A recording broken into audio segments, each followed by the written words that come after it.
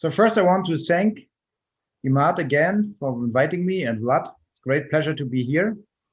And my topic is endoscopic restoration of CSF pathway obstruction. And I want to show you some techniques, what we do additionally to ETV. So at first, the endoscopes, what we use are the lotoscopes. We have two different sizes depending on the size of the ventricles and depending on the procedure, what we want to do. And for most of the ETVs, we use a small one because we want to go with the endoscope through the floor of the third ventricle into the basal cistern if there are arachnoid membranes, which should be fenestrated. If we have a subdostomy and we have wide surgical cavities, we take the standard Lotter because we have more effective instruments like scissors or bipolar and so on. And this is our setup. As Pablo mentioned, we should sit in a very convenient way that we have a straight view to our monitor. So we have the endoscopic image here and we have navigation or MR imaging on the other side. And what is the aim of endoscopy in hydrocephalus? Of course, is the restoration of CSF circulation. Sometimes we remove the causing pathology, for example, colloid cyst or small intraventricular tumors. But most of the time we want to restore the CSF circulation. But sometimes, sometimes it's not only an obstruction, but it's also an absorption problem. And then the endoscopic technique alone is not enough, and we have to combine it with a shunting procedure. What is very important is that we do a good MR imaging before, because we have to individually plan our procedure and especially the trajectory. If you have a microsurgical operation, you make a craniotomy, you can look from the left side and from the right side, from up and down. But if you have endoscopy, you have just one borehole. And if this is not placed correctly, then you have a problem to gain access to your target area. So aside from T1 and T2 weighted images, we have this inversion recovery turbospin echo sequence, which is a flow-sensitive sequence. And you should see a black signal going through the aqueduct. If this is missing, it shows that there is an obstruction. Additionally, we have this high-resolution T2 weighted imaging. We use a CIS sequence, what means constructive interference in steady state. I think sometimes is also called drive or fiesta, depending on the machine, what you have. But with the Siemens, we call it CIS. And you see, because of the high resolution, you see exactly all structures, the bulging of the floor, the distortion of pituitary stalk, the pre-stenotic dilation of the aqueduct, and this is all very important. And also you can see membranes in front of the brain stem, which is also a very important finding before you do the surgery. And then of course you can see after the surgery, is there a success? You see here, for example, this is pre-op, this is post-op. You see again, the stalk is visible, the pre-stenotic dilation is reduced, and in the Urze, in this flow-sensitive sequence, you see the nice flow void through the floor, showing you that you have achieved a good cell-ventriculostomy. So approach planning is very important. For example, here you see this is a young girl with headache and vomiting.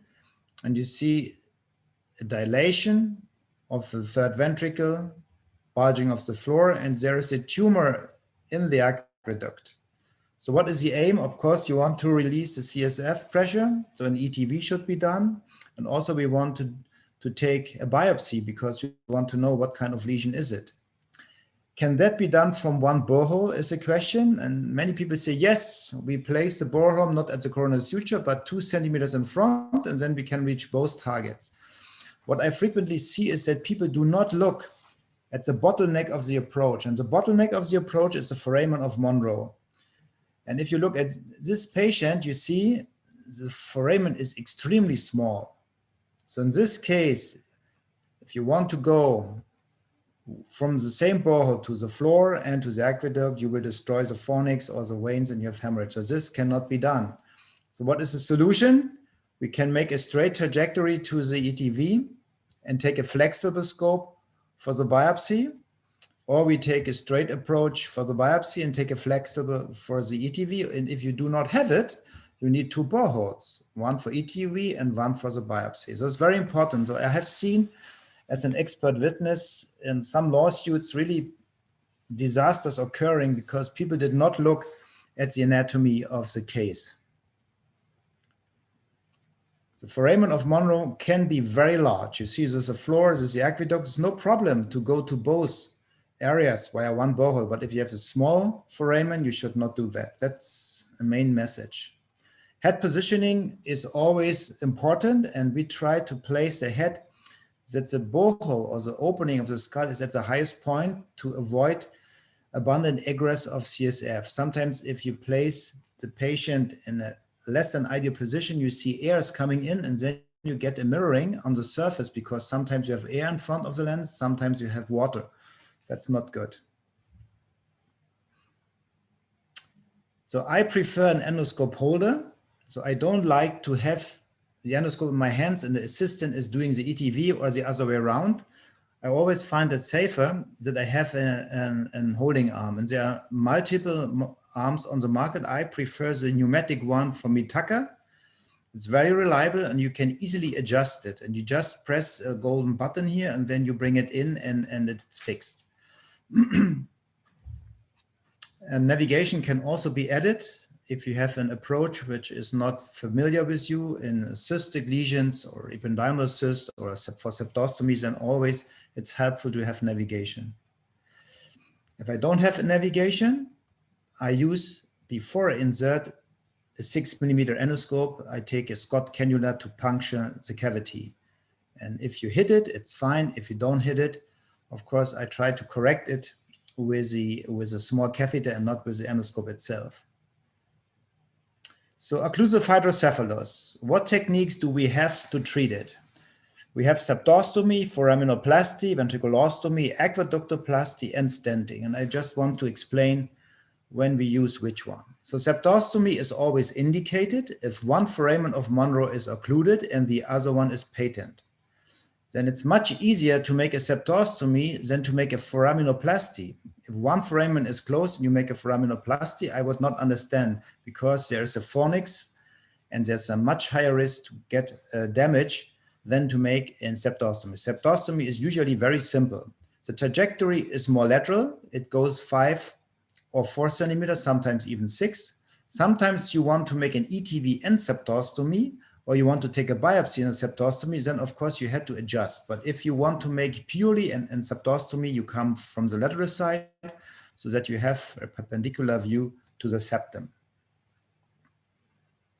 This one case, he underwent resection of thalamic glioma, and after surgery, he had a problem here with the CSF circulation in the trigone. So we have a dilation of the temporal horn and of the occipital horn and part of the sella media. So what we do in this case, we go in from here and we want to make a septostomy on this side. If you go in, you know there are no landmarks. Maybe we see the internal septal veins. That's why you use navigation for the planning. You see this, the internal cerebral veins. These are the only structures which may guide you. So we take in navigation to plan the approach from the surface to the septum. And then we insert the endoscope under navigational guidance. And you see, we look to the internal cerebral veins. And here, there must be the ideal point for the fenestration. Then we have a trick. We use the jet irrigation technique. And then you see flotation of the thinnest part of the brain. And you can identify where is the best place to make a fenestration. So not only navigation, but also this forced irrigation. You make sure here must be a very thin septum. Then we look for an avascular part of the septum, we coagulate. And then we take a small 1.2mm scope to check whether we really reach the ventricle. And you see it's okay. We see the contralateral ventricle and the coral plexus. So sometimes if you open here the one layer of the septum, you may end up in an interseptal space. That's why it's always important that you open really precisely everything and look to the contralateral ventricle, and you can identify it most easily if you see the coral plexus of the contralateral side. So the technique what we use is we make a circular coagulation. We do not want simply to dilate, not like in ETV, we make a penetration and we dilate a balloon. No, we want to resect a little bit. And ideally, the size of this resection should be at least in diameter 6, better 10 millimeters, depending on the size of the septum. Then we cut all these residual bridges without the last one. Please don't cut the last one, then the flap flows away and it's hard to find it again. So the last one is taken with a biopsy forceps, and then the whole flap is removed. And then we have a coagulation. And you see it's a large opening and the reclosure rate is very, very low. We had just a case where we had an infection, an active ongoing infection. And there we had a reclosure by fibrin membranes. And we look to the contralateral side, you see the plexus here. And this is the ideal way to make a septostomy. And usually success rate is very good. You see rapid resolution of the size and also improvement of his problems. So very safe technique, high patency rate, it's really recommended. So foraminoplasty. Foraminoplasty is done if both foramina are occluded. So we have a bilateral hydrocephalus. That is a rare, but it can happen. And then we just open one. If the septum is open, just one foraminoplasty is enough. If this would be closed, then I would do a septostomy and a foraminoplasty. I would not go from the other side and make 2 foraminoplasties, because then you have 2 fornices at risk. And this should not be done. You see is one patient with a dilation of both lateral ventricles, and you see foramen of Monro seems to be occluded. Then we go in, you see the septum is open, so just one foraminoplasty is enough. And you see there is hard to see, you just follow the coral plexus and this guides you to the foramen. Then you see the big veins around the foramen. So the first step is we coagulate the coral plexus. And then we take Fogarty balloon catheter and we dilate. Very careful, you must imagine this is all fornix. You cannot make it really large, otherwise you get the damage. Then we go in with an endoscope carefully and we look to the third ventricle. So communication is established. And then because the foramen is so small, I'm afraid it will close again. And then I take a stent. I just take a ventricular catheter, have perforations on a side, and we put it into the third ventricle, just that we do not a recurrence, because the foramen was restored, but it was not very wide. So then we remove the ventriculoscope and the sheath, and then we take a small endoscope going along the ventricular catheter to check whether it's still in or it's dislocated. So we can go in and we look down and we see, yes, the catheter is still in place in the foramen. That's okay. And you see the post-op MRI shows decreased size of the lateral ventricles, and here is a stent in place, which is connected to a Bohrer reservoir and fixed here, so we get not a stent dislocation. Here you also see the placement of the stent in the third ventricle. So foraminoplasty is a nice technique, but you must be careful because it is fornix, which is sometimes very close to the foramen. It's not just, sometimes you have, or we had one case where there was a thin membrane in the foramen. That was easy. But usually the whole foramen is very narrow and the fornix is very close to it. Another technique which is also useful, although it's also very rare, it's a temporal ventriculostomy. This can happen if you have an isolation of the temporal horn and you have a very thin temporomesial ventricular wall. Then it can be done. This one case, this was also after tumor surgery.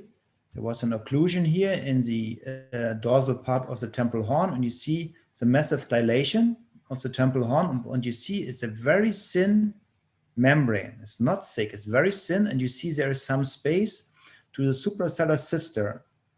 So only if you see these ideal conditions, then I would recommend to do it. Otherwise, I would not do it. You must be careful when you open up, because there might be some vessels in front. So navigation is of course used for that. We go in, you see here, this is the hippocampus. And here's the thinnest wall, exactly over the head of the hippocampus. And we take the deck forceps and we open one layer. Then we go more down, we open the second layer. So we do not just puncture it because we do not what is in front. Must be very careful because there are some vessels. So we open it again. Then we take the Fogarty balloon catheter to dilate it.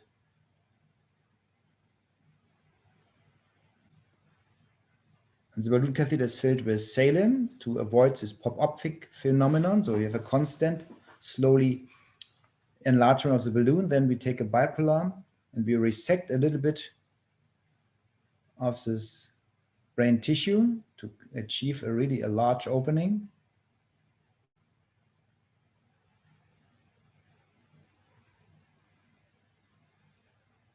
Careful deflation. And then we can take a 30-degree endoscope and look in, and you see here, this is a pituitary stalk.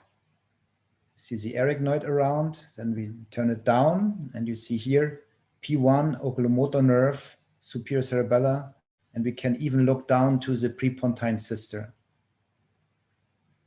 So a very good communication has been achieved. And then the endoscope is removed. And we have done so far 5 cases, and all have been patent. So we did not observe occlusion. And you see a little bit flow void here. Very rare, but ideal. Here, ventriculostomy, Pablo has already talked a lot of it and nicely. So what I do not do is that I go behind the coronal suture. And I also do not go too far laterally. And the reason is if you go too far laterally, you have this tangential access to the floor. But I want to perforate the floor ideally exactly in the midline. Otherwise, I go to the right side, I go to the, maybe I go to the oculomotor nerve or I go to the PCOM. So I want to go more straight. And the foramen of Monro is not a rigid structure, but it can a little bit, it can be moved with the endoscope tip. So that's why usually I go 2.5 centimeters and just in front of the coronal suture. So this is our routine entry point, and so far it's really sufficient to get there. Of course, if you take navigation, you make examinations, it's correct. Sometimes you will end up a little bit more posteriorly, but it was in a clinical case, it was not a problem that I say I could not reach it or I did the damage to the fornix because my borehole was at the wrong position. And usually I do it freehand and not with navigation, but we can discuss whether this is a good idea or not. And then again, we take a Scott cannula to make a fenestration, to make a puncture, and I check the trajectory, is it okay or not? This is usually the floor, what you see, mammillary bodies, infundibular recess, and then of course, we want to place it here. And the ideal point in my experience is usually in the midline, just behind the clivus. If you go too far here, too close to the infundibulum, it's not good. Although endocrinological problems might be rare, I would not do it. But the worst thing is you go through the thinnest part, which is frequently in between the mammillary bodies, because then you end up behind the perforators. And if you then dilate the balloon, it may happen that you rupture one of the perforators. And we had one lethal complication because of a rupture of a perforator, because the surgeon placed the Fogarty catheter behind the basilar, not in front. This should not happen because this is really a mistake. Balloon catheter for dilation, and then you see there is a liqueous membrane below the floor, and this has to be open. It's very important. And sometimes you have even more membranes deep down. I always want to see after my ETV the view to the basilar artery to make sure I have opened sufficiently. It's one example. You see here's a young girl, and she has an tactile glioma as a reason for aqueductal stenosis, and you see the bulging of the floor. This is an ideal case for ETV. So we go in, and you see the foramen of Monro. Here we have a wide foramen, so I can go directly into the third ventricle. You see mammillary bodies. It's a translucent floor. This is the ideal case what you want to have. We never use the forget the balloon catheter for perforation because the catheter is flexible. It might slip to one side or the other. I always take the deck forceps because a rigid instrument, and I make my fenestration where I want to do it. And then the forget the catheter comes as a second part to dilate this perforation. And you see that if the floor is moving up and down and is thin, you have to play with the balloon catheter to find the best place and to make an opening. And you see here is the liqueous membrane. And again, this membrane has to be opened additionally. And if the arachnoid is thin, forget the balloon catheter is fine. Sometimes it's more firm, and then you need scissors. You see the flotation is a very good prognostic factors, but still we use a 30-degree endoscope looking to the basilar to make sure we end up in the subarachnoid space. If you go too far anteriorly, and we had also one case, you can end up in a subdural space. And then it's the wrong space because you have no communication. And you see if the borehole is at the correct position, you have no damage to the fornix and everything looks fine. Post-op MRI, what I said, an inversion recovery turbospin echo shows nicely the flow void. And then also you can see that the bulging is gone from the pituitary stalk as a sign of the lesion. So we have done in Greifswald 462 ventriculostomies in the last 20 years. Success rate is depending on the etiology very good. Best in tectal gliomas, a little bit less in aqueductal stenosis. We had 2 cases where there was a mortality. One was an old guy who got an infection because he had the ventricular catheter before. And one is what I told you was a rupture of the perforator from the basilar tip. But it's a very safe technique if some precautions are taken. In children, the success rate is less. You see below the age of 6 months, we have a high rate of shunt dependence. This, I think, is not a good indication then for ETV. There are sometimes extraventricular CSF pathway obstructions. You see the aqueduct has a good flow void. You see a little bit bulging, so there must be a pressure differential between the third ventricle and the subarachnoid space in the prepontine area, and you see some membranes here between the clivus and the brainstem. And we think this is also an indication for an endoscopic subventriculostomy. So again, we go in to the third ventricle. This is all done with a little lotoscope. So we open the deck forceps, and we take again the Fugati balloon catheter, which is pre-filled with saline to have a constant enlargement while inflating the balloon. So we open it.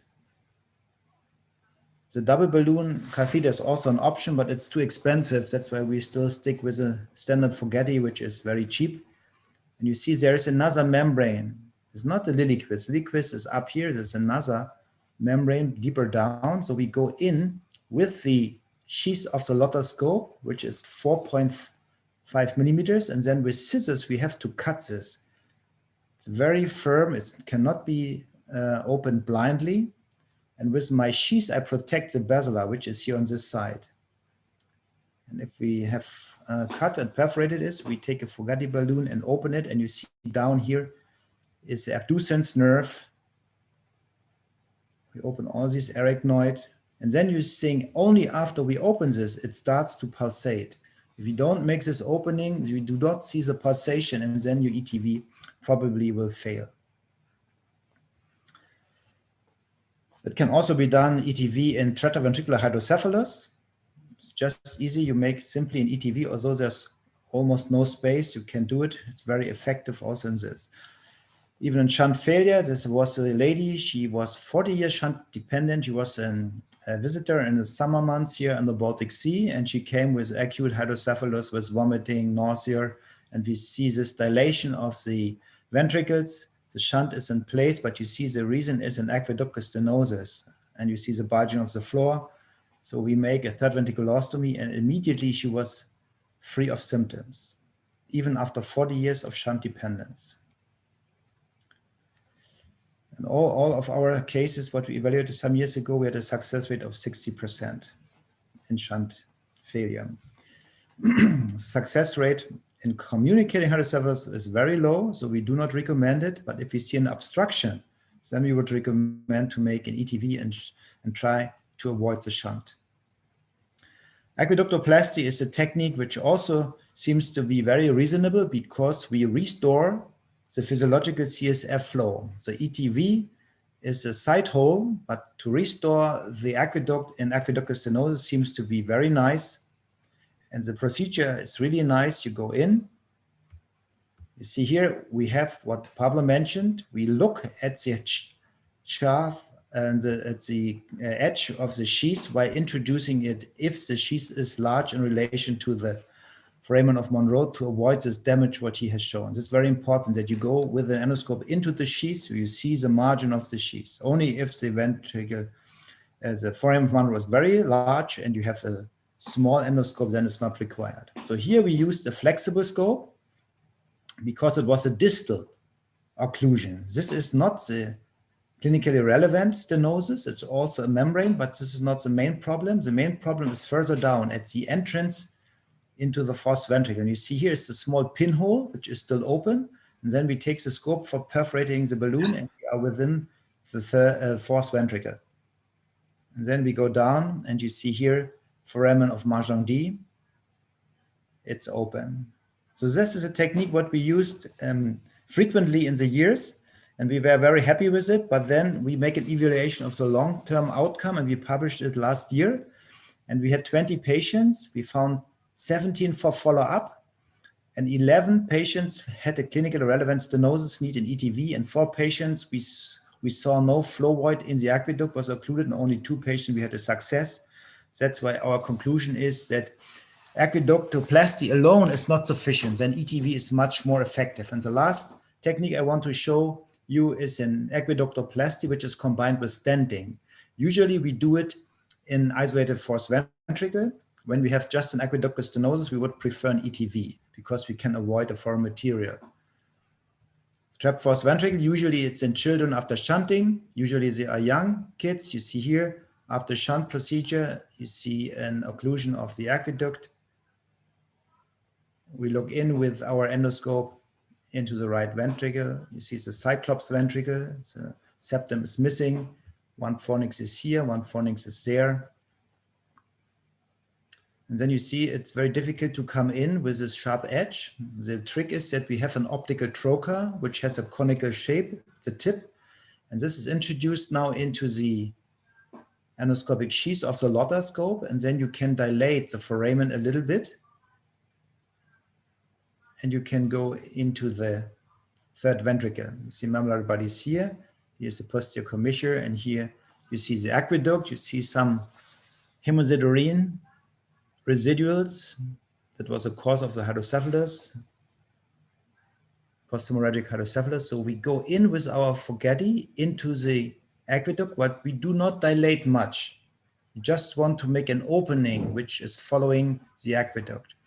Then we can take again a 30-degree, 1.2 millimeter rigid scope to look whether we have reached the fourth ventricle. You see here rhomboid fossa, Luschke. So we go out and then we bring the stent in. The stent is simply a ventricular catheter which has side holes. So we bring it in through the working channel of the lotoscope. Then we remove the lotoscope over the stent. Then we remove the endoscopic sheath. And then we go in again with a 1.2 millimeter endoscope and we follow the stent to check whether it's still in position or is there a dislocation while we removed the endoscopic sheath. But all is good. And then we connect it here to a borehole to avoid stent migration. And you see this is a stent in place connecting fourth ventricle, third ventricle, and lateral ventricle. So the conclusion is that for CSF pathway obstruction, so if there's an obstruction, there are several techniques available, and we prefer endoscopy to avoid shunt procedures if possible. ETV is gold standard for obstructive hydrocephalus. Aqueductoplasty without a stent fails frequently, so it's not recommended. And of course, there's a learning curve. But I recommend all of the young people to learn all these endoscopic techniques because it's really a benefit for the patient if you can avoid a shunt procedure. Thank you for your attention. Thank you, Henry, for this wonderful presentation. There is any comments from the audience, from the panelists? Everybody is convinced. Yeah, convinced. My comment is that you give us some example of a flexible endoscope. I think for young people, they need a long training, because with the cannula, with the straight endoscope is something that in stereotaxy learning is easy to learn. Flexible is a little bit more difficult, and I think that is very useful, but you have to learn how to do it. Yeah. Another training, something like that. That's correct. We use the flexible nowadays almost never, because aqueductoplasty is not a procedure of choice now in our hospital. And the problem is that the companies cannot get CE certification for the new videoscopes. You know, there's a very nice videoscope with a chip on the tip, what you use for tracheoscopy, bronchoscopy, but it's not allowed in the brain because it's not autoclavable. So in Germany, we cannot use it. And that's a pity, because it gives really a nice, very nice view. The older ones you have seen a lot of pixels, and the color or the visualization is not very good. Yeah, but the rigid one is much easier, no question. Thank you. Any other? Sorry, at your convenience, Henry, please answer the question and on the chat and on the question. There are a few questions, you can do it after. All right.